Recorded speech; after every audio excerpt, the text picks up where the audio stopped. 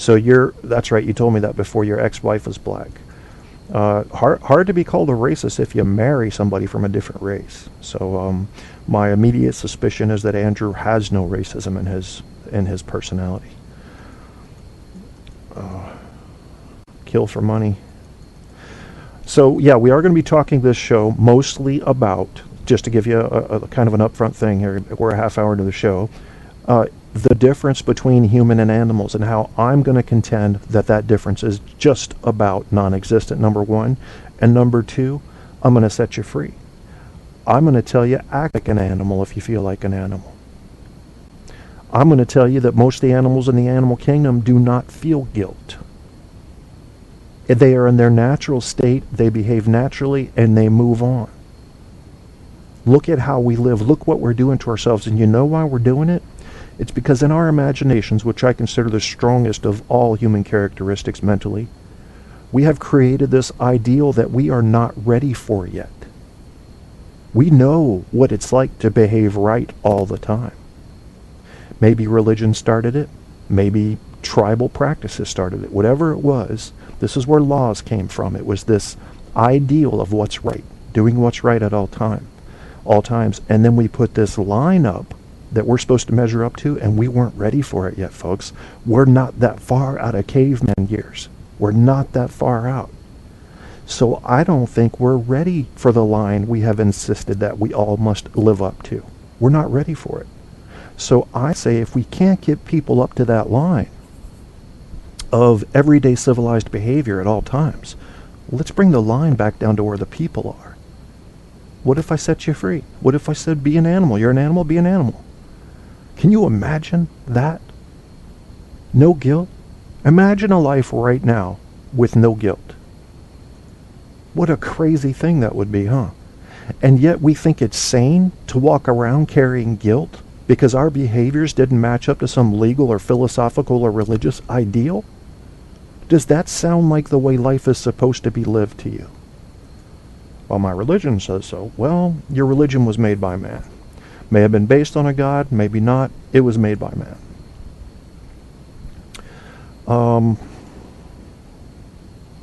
I'm looking at something from Americans Against the Tea Party right now. Of course, extremely leftist organization. Says, Florida Republicans, black people are animals with a backwards culture.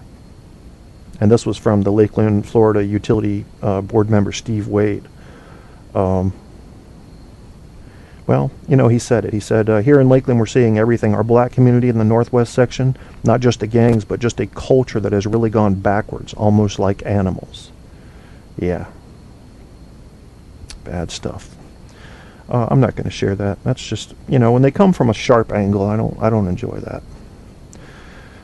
that. Here's something interesting. It says, people are not animals, and evolution never happened. Myth. Humans belong to their own separate kingdom to which everything that was created by God is placed. And you know, there was someone who said, you see a lot of religious people, especially Christians, saying, you can't compare yourself to animals. You're not an animal. You were created by God out of dust. Evolution's a myth. And then this person said, so what you're saying is we created from dust gives us an extra responsibility regarding social behaviors, but created out of mud, no, that's just an animal. Which kind of made sense to me. I guess you had to be there. If I find that article, I'll share it with you. This is The Guardian Girl Scientist. The Guardian, in my opinion, is not a very reputable news source, yet they're also not afraid to publish some controversial stuff, so I like them for that. I'll share that link as well. And then we're going to talk about you being an animal. Think of it. Think of the 5 thoughts you've had today that you'd feel guilty if the world knew about. Why? Why do we do that? I've got an article up here from Slate.com that says maybe we should act more like animals. So, and this was written by Amanda Marcotte, and she's basically kind of going along with what I'm saying. Like, look, we've set the bar too high. We can't get there yet. We're not ready for that. Our brains are not ready for that. We are animals. And we're trying to act like we're some sort of advanced superhumans that know all right from wrong and never commit wrongs, and if we do, we put each other in a cage. So what is right and wrong? Where are the limits? Are the laws too strict, do you think?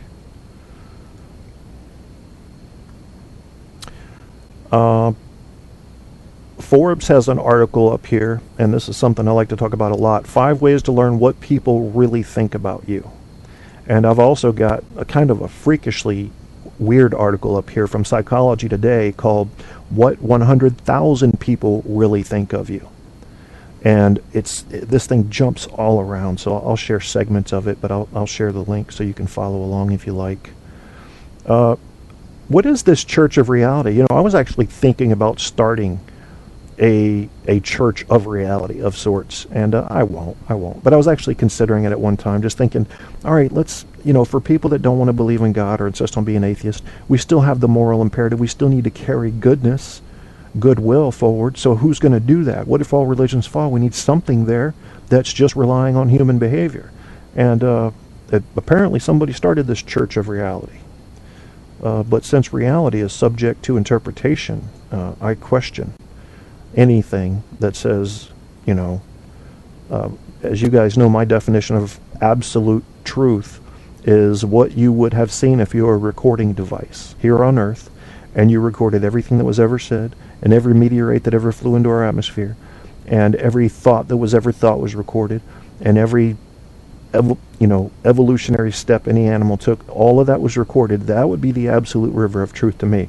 It allows for no interpretation. It's just what happened. Once you get into interpretation, shit starts getting a little wacky. I read this article recently, and it's called The Strange New Face of American Racism.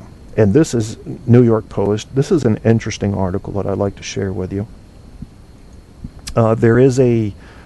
Whites have a guilt complex in America. I know my European brothers might not recognize this because you've been comfortable in your thoughts for much longer than we have. We've been in this state of political upheaval since the 50s, really, regarding political activism toward minorities, or from minorities. And there's a new way that racists are airing their opinions. And this article talks about it, and it's really, really interesting to me. So I'm going to share that real quick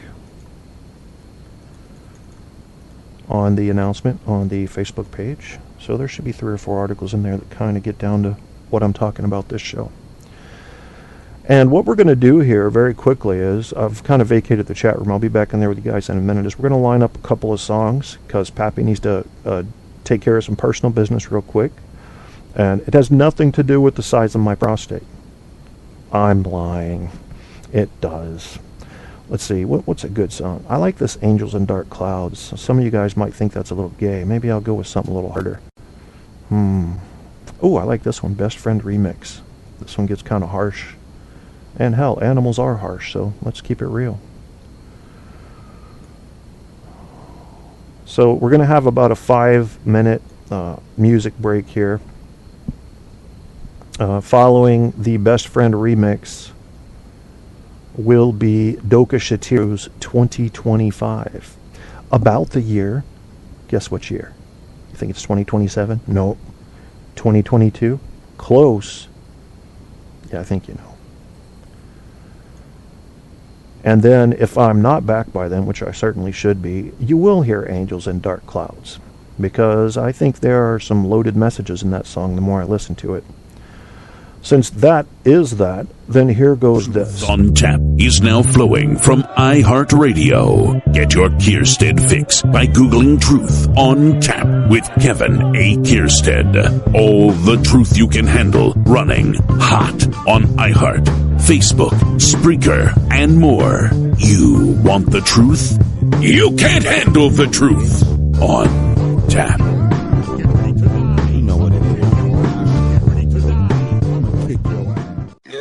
Come on, bad attraction.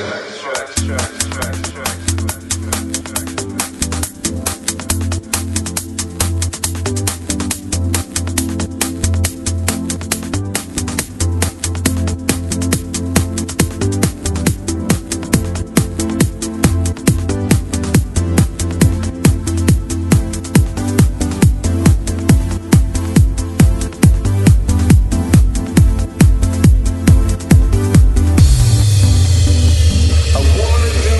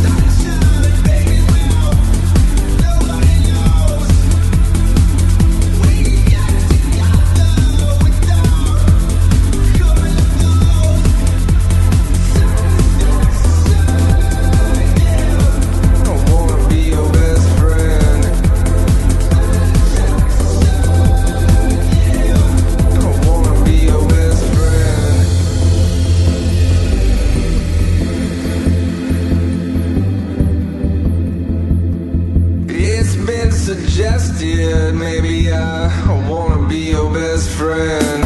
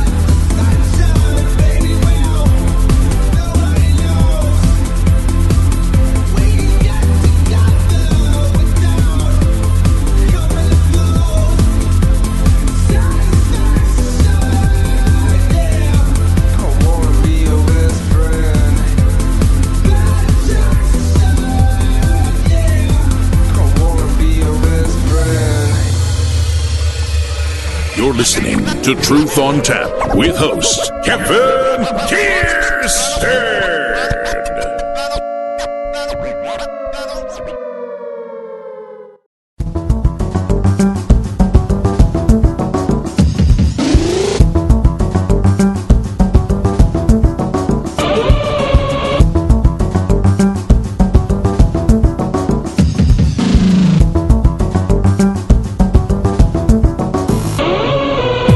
Markets are starting to question themselves, the bloggers exposing our blisters, just the everyday words of everyday people, shifting the tone of televised speeches.